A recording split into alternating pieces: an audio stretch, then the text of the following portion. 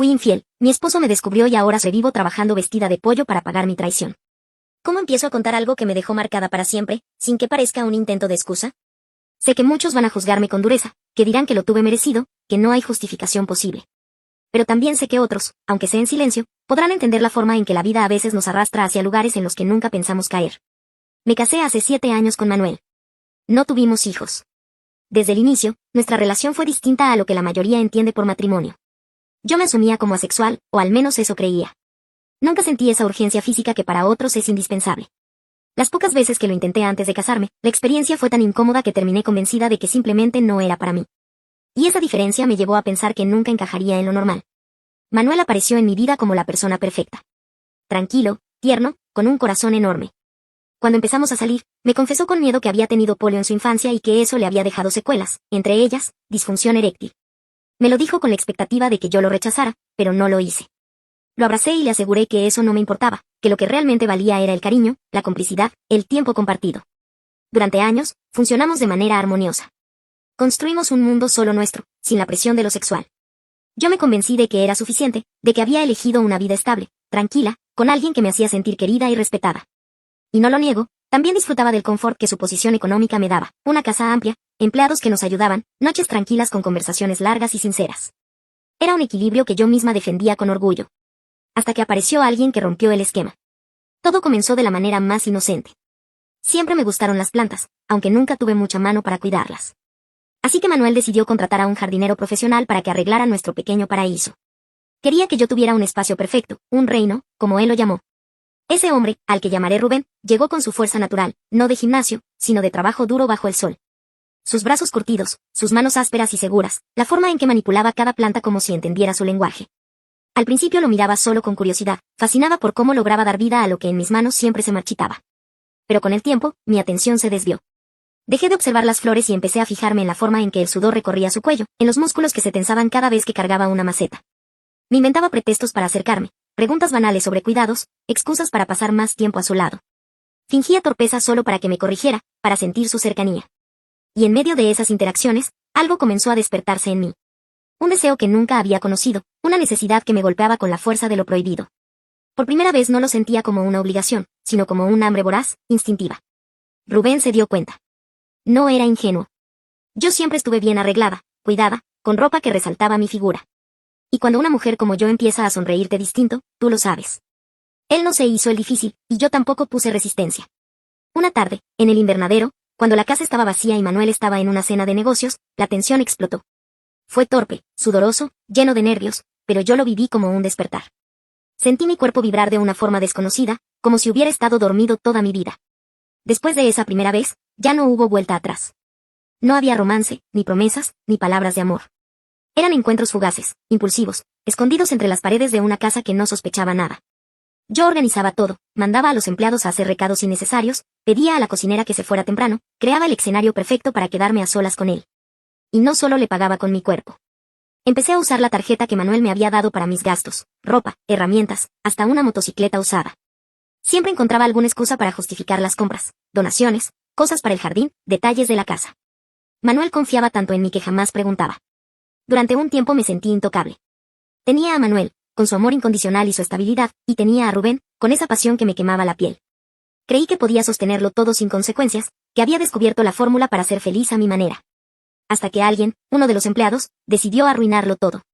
No sé exactamente quién fue ni cuándo ocurrió, pero la semilla de la sospecha llegó a oídos de Manuel. Y con esa sola chispa, el castillo que yo había construido empezó a desmoronarse. El día en que Manuel me llamó a su estudio, sentí que la tierra se abría bajo mis pies. No era común que lo hiciera con tanta seriedad. Siempre que conversábamos, lo hacía con ternura, con calma. Pero esa vez su tono era distinto, casi gélido. Cuando entré, lo vi con los brazos cruzados, la mirada fija en mí y un informe sobre su escritorio. Explícame en qué has estado gastando últimamente, me dijo, sin rodeos. ¿A qué te refieres? Traté de fingir ignorancia, pero la voz me temblaba. Antes de que el contador me traiga el reporte completo, quiero escucharlo de tu boca. El aire se me atascó en la garganta. No sabía cuánto sabía él, ni qué pruebas tenía. Intenté defenderme, hablar de confianza, de unidad, de matrimonio. Dije que ese dinero era de los dos, que yo lo administraba como mejor podía. Pero mientras hablaba, me di cuenta de que mis palabras caían en saco roto. Manuel me observaba en silencio, con esa expresión dura que nunca antes le había visto. Y entonces llegó la pregunta directa, sin preámbulos. ¿Me eres infiel? Me quedé helada. Negué con la cabeza de inmediato, como un reflejo. Dije que cómo podía pensar eso, que me ofendía profundamente. Fingí indignación, pero mi voz quebrada me delataba. Él no me creyó, lo supe en su mirada. No levantó la voz. Solo me ordenó salir de su estudio. Esa simple instrucción, tan seca, me dolió más que un grito. Nunca me había echado de su espacio, ni siquiera en discusiones. Sentí que todo se estaba derrumbando y que ya no tenía control de nada. Esa noche busqué a Rubén desesperada, con la necesidad de confirmar que no había sido él quien me delató. Le escribí, le pregunté si había dicho algo. Me respondió rápido, casi ofendido, obvio que no. Pero ya no le creía. Algo en mi instinto me decía que se estaba apartando de mí. Y lo confirmé al día siguiente, no se presentó a trabajar. Nadie volvió a verlo. Un empleado me comentó que lo había visto salir del barrio con una mochila, rumbo a la terminal. Se había ido sin despedirse, como un ladrón. Me dejó sola, justo en el momento en que más lo necesitaba. Esa noche no dormí. El miedo me calaba hasta los huesos. Imaginaba a Manuel revisando mis cuentas, llamando a abogados, preparando cada detalle de mi condena. Cada rincón de la casa me parecía un tribunal silencioso que me observaba. A la mañana siguiente, Manuel volvió a llamarme. Cuando entré a su estudio, sobre la mesa había un informe aún más grueso. Movimientos bancarios, compras online, retiros en efectivo y la factura de la motocicleta. La vi y sentí que el aire se me escapaba. Explícame, dijo, esta vez con voz baja pero cortante. Quiero que me digas cada gasto, cada transferencia, cada pago. Y sobre todo, ¿dónde está la motocicleta? Intenté inventar algo, decir que había sido un regalo para un conocido, que no era relevante. Pero él golpeó la mesa con tal fuerza que el sonido retumbó en el estudio. No me mientas. Gritó. Nunca lo había visto así. Manuel no era de perder el control. Y ese grito me partió en dos. Fue entonces cuando ya no pude sostener más la mentira. Las lágrimas se me escaparon y lo confesé todo, atropelladamente, suplicando comprensión donde ya no quedaba nada que salvar. Le dije que sí, que había estado con alguien, que no era amor, que solo había sido deseo, que durante años pensé que no necesitaba eso pero que algo cambió. Le hablé entre sollozos, rogándole que entendiera que lo amaba, que no quería perderlo, que fue un error. Él me escuchó sin interrumpirme, con una calma que me destrozaba. Cuando terminé, solo preguntó. ¿Eso es todo? Yo, desesperada, seguí hablando, tratando de justificar lo injustificable. Y entonces pronuncié la frase más cruel de mi vida. Como tú eres impotente, cuando tengo ganas, no puedes darme lo que necesito. Apenas esas palabras salieron de mi boca, sentí que me había condenado. Había tocado la herida más profunda de Manuel. Vi en sus ojos la certeza de que todo había acabado. Sal de mi casa, dijo, despacio, cada palabra como una piedra. Y añadió. Me vas a devolver cada centavo que usaste. Cada uno. Me quedé paralizada. Su sentencia no fue solo emocional, también económica. Me estaba desterrando de la vida que conocía y obligando a cargar con el peso de mis propios errores. Cuando salí del estudio, los empleados evitaron mirarme. Mis tarjetas ya estaban bloqueadas, mis cuentas cerradas, mis cosas empacadas en cajas. Encima de ellas, un sobre con su letra, me vas a pagar. No importa cómo, pero lo harás. Ese fue el inicio de mi ruina. La mañana en que me citaron con el abogado de Manuel comprendí que ya no había escapatoria. Llegué con el estómago encogido, tratando de mantener un mínimo de dignidad.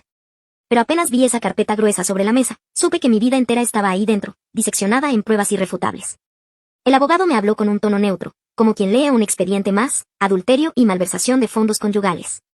Esas dos palabras juntas me atravesaron el pecho. Ya no era solo una esposa infiel, era casi una criminal.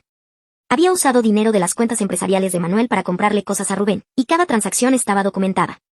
La motocicleta, la ropa, las herramientas. Todo estaba ahí, frío, en papel. Me dieron dos opciones, reembolsar hasta el último centavo en el menor tiempo posible o enfrentar una demanda civil y penal. No tenía ahorros, ni casa, ni empleo, ni nadie dispuesto a tenderme la mano. Mi vida cómoda había desaparecido de golpe, y en su lugar solo quedaba la vergüenza y una deuda enorme. Intenté hablar con Manuel una última vez. Le pedí que me escuchara, que al menos me dejara explicarle con calma, pero su respuesta fue como un muro. Ya dijiste todo lo que tenías que decir. Ahora cumple con tu parte. Esa indiferencia me dolió más que cualquier insulto. Pasar de ser el centro de su ternura a convertirme en una desconocida era insoportable. No podía asimilar que el hombre que un día me abrazaba con dulzura, ahora me mirara como si fuera un peso muerto. El divorcio se resolvió con rapidez.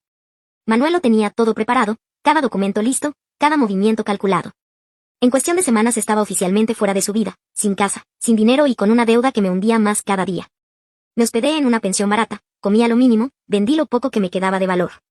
Pero las cuentas nunca alcanzaban. Los intereses se acumulaban, y el abogado de Manuel me dejaba claro que no había escapatoria. En un acto de desesperación, me tragué el orgullo y le escribí.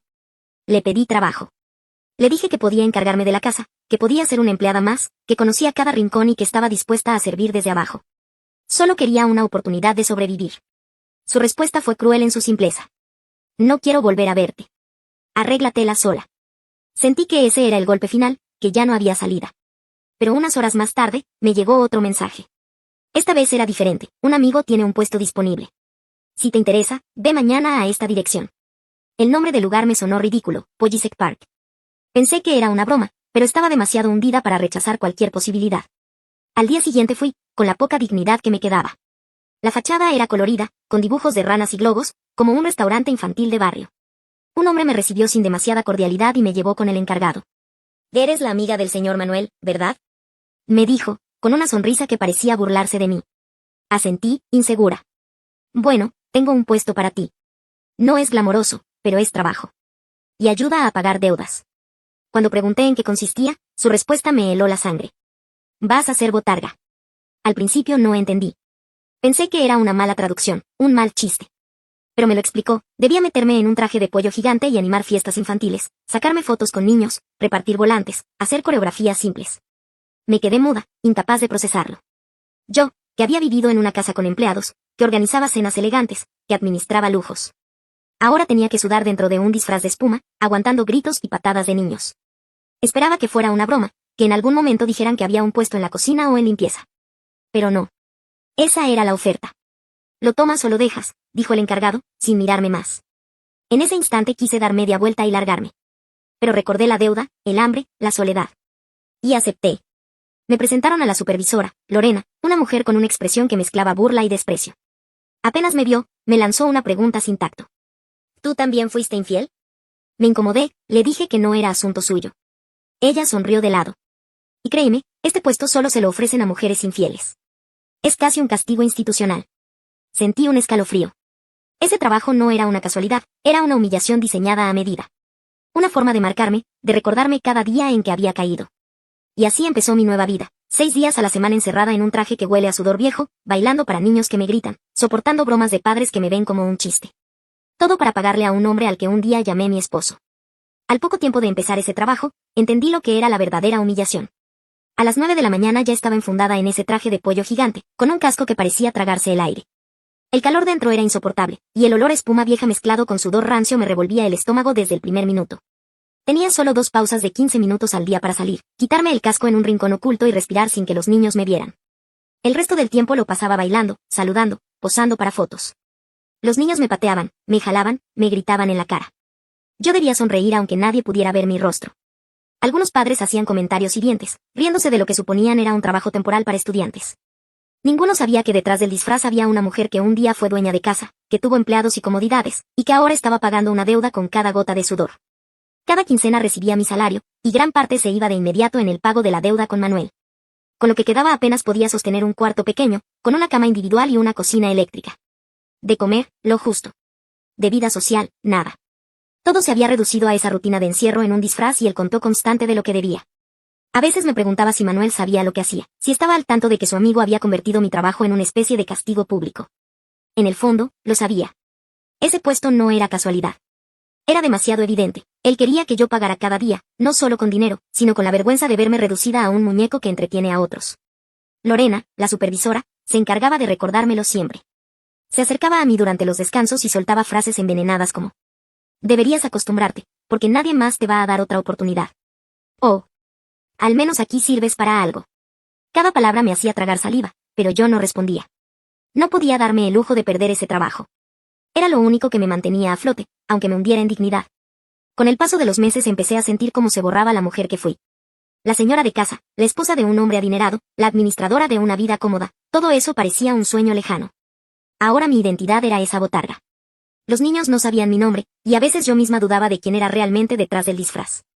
Y, sin embargo, a pesar de todo, dentro de mí había una chispa absurda de esperanza. Pensaba que tal vez Manuel, en algún momento, sabría que yo estaba cumpliendo, que no escapé, que acepté la humillación. Que cada día, en lugar de rebelarme, me metía en ese traje y trabajaba hasta el cansancio. Y que, quizás, algún día, me daría la oportunidad de demostrarle que podía cambiar. Era una fe irracional, lo admito. Una fantasía que me ayudaba a levantarme cada mañana y a soportar los gritos de los niños y las burlas de los adultos. Me decía que, si aguantaba el tiempo suficiente, volvería a mirarlo a los ojos sin esconderme tras esa máscara sonriente. Por ahora, esa era mi vida, pagar con sudor lo que un día creí que podía ocultar con mentiras. Y aunque cada jornada me recordaba lo bajo que había caído, yo seguía aferrada a la idea de que la caída no sería para siempre. Hoy, cuando me miro en el espejo de ese cuarto diminuto antes de ponerme el traje, apenas reconozco a la mujer que fui. Me observo con el cabello pegado por el sudor, con las ojeras profundas de tantas noches sin dormir, y me pregunto en qué momento crucé la línea que me trajo hasta aquí. Lo perdí todo, la casa, el estatus, el respeto, la comodidad. Pero lo peor no fue eso. Lo peor fue haber perdido a Manuel, al hombre que me quiso de una forma tan paciente y tan noble, y al que yo lastimé en su herida más profunda. No hay castigo mayor que recordar la calma de sus abrazos y saber que jamás volverán. Trabajo horas interminables dentro de un disfraz que pesa como una condena, bajo la mirada burlona de desconocidos, y aún así sigo creyendo, aunque sea un delirio, que soportar esto tiene un sentido. Que algún día, Manuel se entere de que no me rendí, de que no escapé, de que pago cada día por lo que hice. Y que, tal vez, en el fondo de su corazón, encuentre un espacio para mirarme sin odio. Sé que probablemente nunca suceda. Que para él ya no existo más que como una deuda en sus cuentas y un recuerdo amargo. Pero en mi mente, esa pequeña ilusión es lo único que me mantiene en pie. Si la pierdo, me derrumbo. Por eso sigo. Porque ya no soy Camila la esposa, ni Camila la señora de casa. Soy solo una mujer que cometió un error irreversible y que ahora carga con la vergüenza pública de haber elegido mal. Una mujer que, vestida de pollo, intenta cada día sobrevivir al calor, a los gritos, a las miradas, y que guarda, en silencio, la esperanza absurda de que ese sacrificio algún día tenga algún valor. Y aunque a veces me invada la certeza de que mi vida quedó marcada para siempre, me repito una y otra vez que, si aguanto lo suficiente, tal vez, solo tal vez, logre volver a mirarlo a los ojos sin sentir que me hundo en el suelo. Ese es mi castigo. Esa es mi esperanza. Y esa es, ahora, mi vida.